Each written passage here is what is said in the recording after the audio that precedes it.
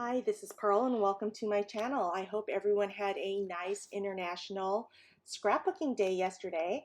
So today I am using the Felicity Jane Crystal Kit, and this white cardstock, I already put clear gesso on there and let that dry. Now I'm using the Prima watercolor paints, and I'm using one of the colors, I think it's pink lemonade or something like that, and I'm making just lines, just drawing some lines around on the left hand side. This is going to be like a T-shaped foundation. Then I'm taking it and just splattering that as well. Once I let that dry, I will go ahead and move on with the layout, but I like the look of this watercolor, and I've been trying to do a little bit more mixed media. Now I am using the Caterpillar Pro Crop, which is the best paper trimmer, and I'm going to use this gray flower picture to frame the photo of my daughter, and I'm putting the date on the One Canoe 2 date stamp so I won't forget what the date is. And then I'm going to trim this down, and I like little portions of the pattern paper to show through because I like a lot of white space on there. Now, one thing about layering on the different papers is I don't like anything to line up evenly. So you'll see here that there's a lot of space on the left hand side that doesn't have this pink gingham, but I'm having the pink gingham show on the right hand side and the top and bottom of my photo. Then on this heart photo, I'm going to have it from the top, left, and right side, but I'm cutting short the bottom portion so that it looks like it's a bunch of scrap paper. Now I love doing that. I'm using this vellum envelope, and I'm going to place that as the last portion of the layering, and I like the added texture that it brings. And this is just an envelope I got from some stamping sleeves that I purchased. Now I'm using my Tombow Mono multi-adhesive to adhere this down, and I'm using this because I think it adheres better to gesso and the watercolor. So I'm laying that down, and once this dries, I'm going to go ahead and start using some Stampin' Up! Foam dimensionals. And I like these foam dimensionals the best, and I only adhere one side on.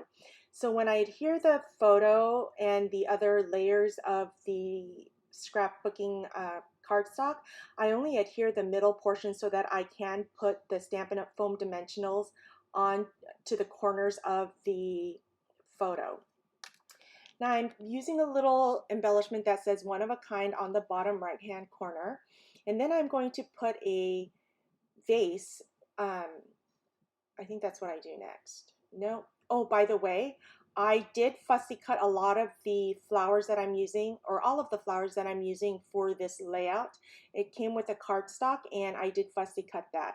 And I did stamp this vase and fern using the stamp set that came with the kit, but I've done that off camera, so I apologize about that. Then I'm putting a little snowflake on the bottom there so it makes a trio of 3. So my initial layout was going to be a T-shaped foundation, but it's more of a diagonal because my embellishment clusters are going to be at the top left-hand corner of this photo, the bottom right-hand corner of the photo, as well as the bottom right-hand corner of the layout. So I'm adhering these fussy cut flowers that I had to the top left corner, and I'm making it top left heavy. And then I'm going to put some more flowers on the bottom right hand corner as well.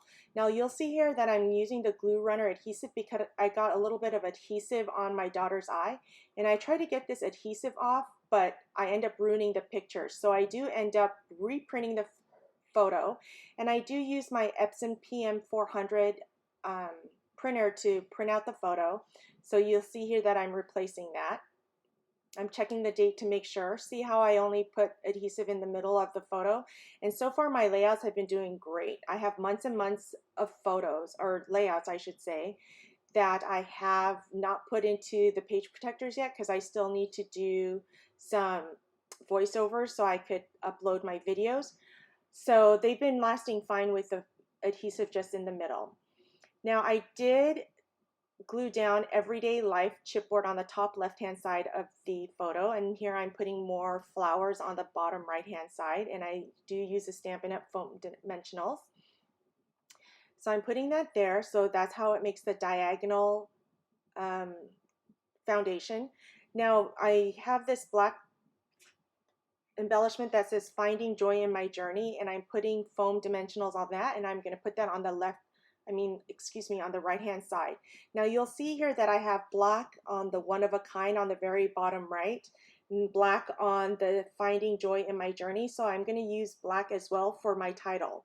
But I am using the Staedtler permanent pen to journal on this because I do have the gesso on the back of this white cardstock from Felicity Jane. And I wrote, Kaya, you've been so eager to have a visit from the tooth fairy, but you're scared about the pain of losing a tooth. Now your bottom two teeth are coming in, and we encourage you to try to loosen the baby teeth. One day soon, baby girl. And then I'm going to use the One Canoe 2 date stamp to date stamp that using Stays On ink for the date. Now, after I do that, I'm going to think about how I'm going to do the title, and my title is going to be Shark Teeth.